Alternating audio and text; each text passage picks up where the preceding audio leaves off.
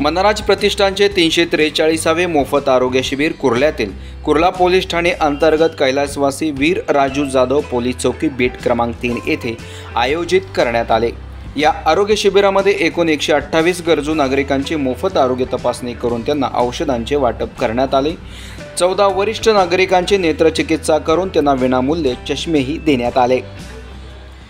मनराज प्रतिष्ठान या कॅम्पामध्ये मी आज आलेलो आहे। माझं नाव देवजी रावजी कदम, वय माझं 77 आहे।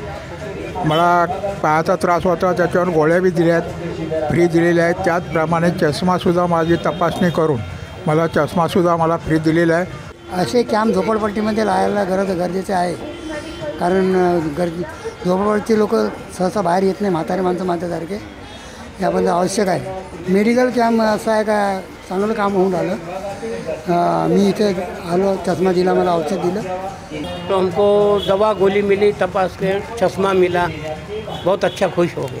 ये मेडिकल कैंप पे मेरे को तकलीफ़ हो रही है, हाथ पैर दुखते, गाड़ी चलाता हूँ धूप में, वो सर्दी खांसी की दवा और बदन दर्द की दवा गोली दी है। मी शांताराम खेडेकर, माझं वय आहे 75। डॉक्टरांनी मला व्यवस्थित तपासलं, औषध गोळ्या दिलेल्या आहेत आणि फ्रीमध्ये चष्मा दिलेला आहे।